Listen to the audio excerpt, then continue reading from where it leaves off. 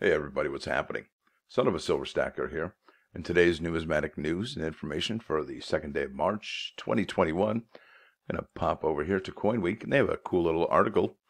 United States 1982 D Jefferson nickel. Now this article got me thinking about 1982 in general. But before I go over to that idea, let me just go ahead and kind of just get you familiar with what's going on with 1982. The Jefferson nickel debuted in 1938, replacing the Buffalo nickel in the 25th year of its production run. A design contest to commemorate the founding father and third president of the United States, Thomas Jefferson, and it was open to all American sculptors. It was held in 1937. German immigrant and American artist Felix Oscar Schlegel was the winner, and for his effort, he won $1,000. So you'll see the FS right here below the bust on the Jefferson nickel. Pretty cool. Now, here we go. This is the thing that made me, and I was reading this article, I was like, oh my gosh, this is huge. So I got to tell the people about this. This is a very important set. And so is 1983, but 1982 takes the cake. For whatever year, any denomination, whether it be the Lincoln cent, the Jefferson nickel, the Roosevelt dime, Washington quarter, or the Kennedy half, they are all remarkably expensive pieces. And this is why here. The United States Mint took a 2-year hiatus from manufacturing uncirculated coin sets starting in 1982. Now, this means that nearly every uncirculated coin produced by the Mint in 82 or 83 survived because collectors set these coins aside after they entered into commerce, into circulation.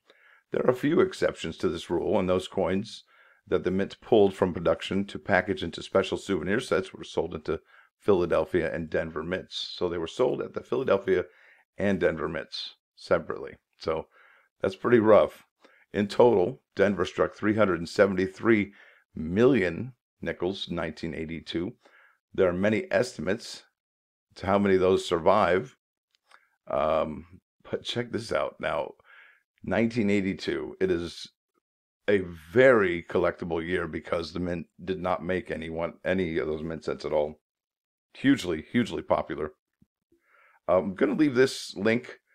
This is about the Jefferson nickel, and these guys are putting together 150 proofs of this particular item. See, in 1939, Felix Schlegel received 150 1938 Jefferson nickels from the US Mint. He took these nickels of proof quality and mounted them in a certificate bearing his signature and had them notarized before distributing them to family and associates. Now, only a handful of these certificates have survived on the internet in recent years, and perhaps a few more have found their way to auction houses or to antique shops. Now, through this site, they want to gather them all up. Now, this is what they look like. First prize winner among the 390 competing artists in the national competition for a new 5-cent coin, April 20, 1938. Felix Schlegel, sculptor. It's got the proof here. It's notarized here. It's even individually numbered out of 150. So imagine what that one's worth. So that'd be a really cool collector piece. But that's not the 1982 Jefferson nickel. This one is. So let's go to Jefferson nickel 1982. We're going to look at the Mint State, and we're going to look at the Mint State full step, as well as it's just incredible. 1982. So here's the Mint State 1982 Philadelphia minted nickel, and if it's in a grade of 67, it's kind of meager. But if you get that full step on there, that's 17,500. Now you might be wondering what full step is. Glad you asked. They have it right here in this article. It says Coin Week. What is this here? So this is I guess the best way I could put this, and I'll explain it just the way they do here. Jefferson nickel specialists divide Monticello steps into 4 sections and note the completeness of the impressions using the following annotation for 5 full steps. All right, 555. So there's the specimen above has a hit in the section 3 and would be annotated 5535, meaning not full steps. Okay, grading services will simply designate the coin as FS or full steps or 5FS or 6FS. Okay, so if there's no line, okay, so what they're talking about full steps, if there's no line breakage here and all of these lines, that's a full steps. But as you can see here in section 3, there's some breakup of lines, and in section 2 as well. They're pretty pronounced. But that is what gives you the full step designation. That's the FS here. So it has to look really clean. And if it doesn't, then it's not going to get that designation, and it's not going to get the big choice money. I mean, you're eating like a lion right there if you can find that one. And the reason why it's so expensive is because they didn't make mint sets, the uncirculated sets at that point. So everything that you see there had to be pulled out of circulation, or it was those limited runs of these puppies here. Now you'll see this is a 1982 Philadelphia Uncirculated Mint Set, and they call it a souvenir set. That's key right there. That's why it's highlighted or in caps, and it's with the envelope. So it's $59, 5 watchers. You'll see this up and down. Here's one here. It's got some bids on it already.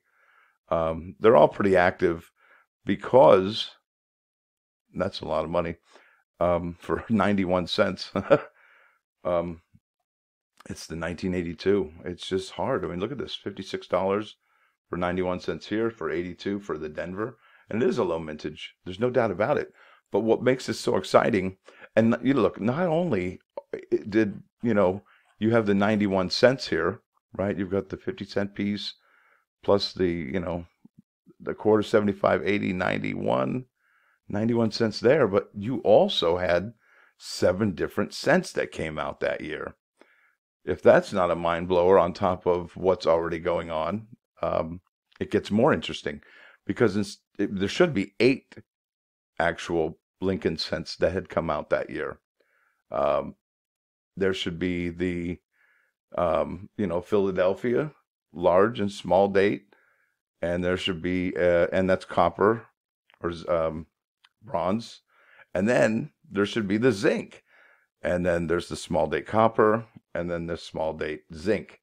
Well, the one they didn't make was a Denver small date copper. That's the one. And you can find this on Copper Coins. It's a great website.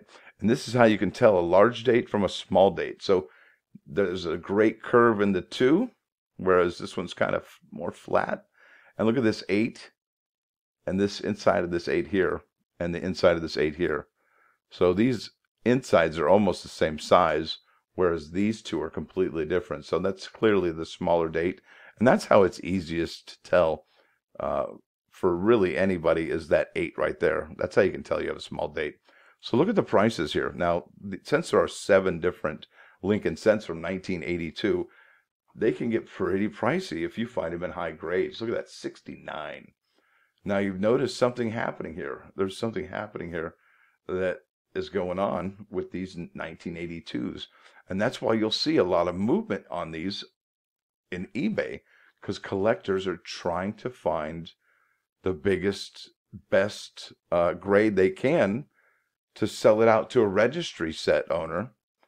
And because that's bragging rights right there. Okay, so that's just the large date zinc.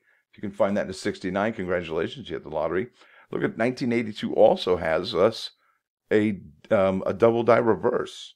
Look at this.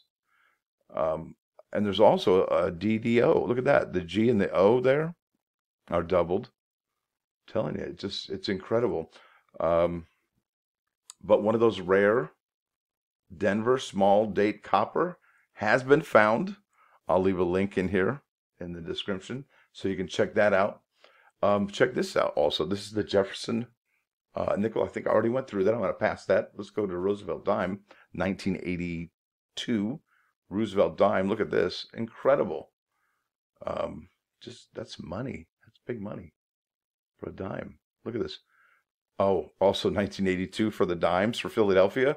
They also give pretty good, because if you find a dime from 1982 that has no mint mark, keep it. It's worth a lot of money. It really is. And now here's a picture of it I think I can show you. It has to have no mint mark. So there's the date right there. And that's normally where you see that kind of, I don't know, it looks like an oil gloss on water. That's where you would see the, heck, here's a really good one here.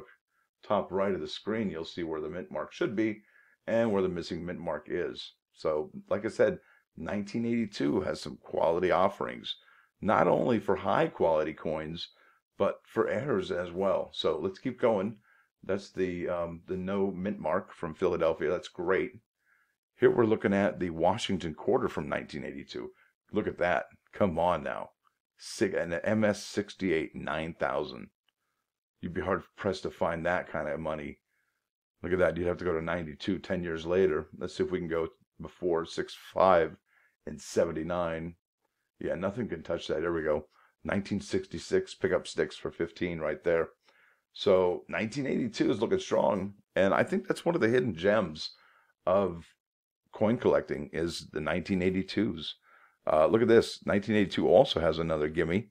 There was a no FG in their 50-cent piece. So normally you'll see it right here, and it is missing. So 1982 missing, and it's got to be the Philadelphia minted.